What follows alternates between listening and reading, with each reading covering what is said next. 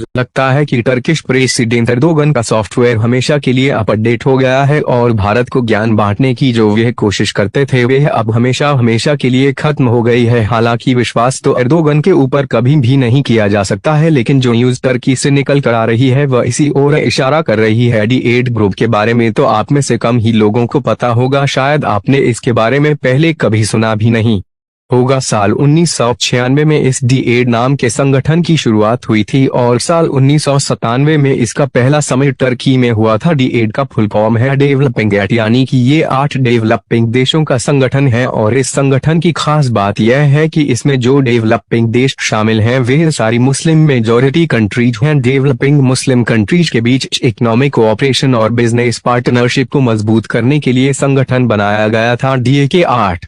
Members हैं Bangladesh, Egypt, Indonesia, Iran, Malaysia, Nigeria, Pakistan और Turkey. पिछले कल 19 दिसंबर को इजिप्ट में एक DA का समिट हुआ जिसमें अजरबैजान को भी अब इस संगठन का फुल मेंबर बना दिया गया है और अगले साल से यह संगठन अब बन जाएगा। अब ये संगठन न्यूज में काफी कम रहता है क्योंकि यह देश खुद ही अपने आप को सीरियसली नहीं लेते हैं। पिछले 28 साल में अभी तक यह देश बस 10 समिट ही कर सके हैं और पिछले कल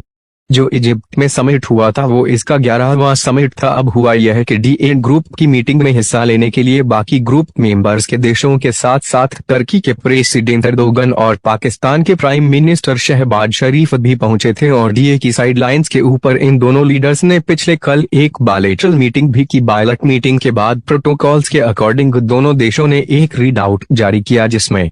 बताया गया है कि दोनों देशों के लीडर्स ने कौन कौन से पॉइंट्स के ऊपर चर्चा की और कौन सा देश किसको कौन से मुद्दे के ऊपर सपोर्ट करता है। पाकिस्तान और टर्की के बीच जब भी इससे पहले बायलैटरल मीटिंग्स के बाद रीड आउट या जॉइंट स्टेटमेंट जारी की जाती थी उसमें एक मैटर बहुत ही बोल्ड लेटर्स में लिखा जाता था और वो था जम्मू कश्मीर का मसला। टर्की की तरफ से हमेशा कहा जाता था कि वे कश्मीर के लोगों के ह्यूमन राइट्स को लेकर काफी चिंतित हैं और इस मसले का यूनाइटेड नेशंस के रेजोल्यूशन के मुताबिक जल्दी से निपटाना चाहते हैं। लेकिन पिछले कल एर्दोगान और पाकिस्तान के प्राइम मिनिस्टर शहबाज शरीफ की मीटिंग के बाद टर्की की सरकार ने जो रीड आउट जारी किया है उसमें ना ही जम्मू कश्मीर का मेंशन किया गया है, ना ही भारत के ह्यूमन राइट्स के रिकॉर्ड का, ना ही मांग की गई है कि कश्मीर के मसले को यूनाइटेड नेशंस के रेजोल्यूशन के अकॉर्डिंग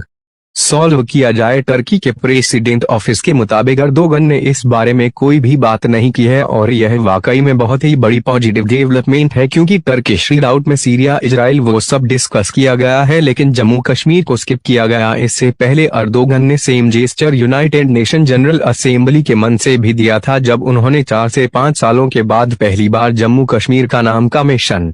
नहीं किया था। 2-3 महीने में दूसरी बार ऐसा करना यह शो करता है कि अब टर्की भारत के साथ रिलेशंस को इग्नोर नहीं करना चाहता है, एटलीस्ट पाकिस्तान की वजह से तो बिल्कुल नहीं, वो भी अब जब टर्की की इकोनॉमी लगातार नीचे गिर रही है, inflation rate out of control हो रहा है और करेंसी की तो बात ही ना करें। 2-3 महीने से साफ नजर आ रहा है कि एर्दोगान भारत को लेकर अपने अप्रोच में काफी बड़ा बदलाव कर रहे हैं। और अगर कल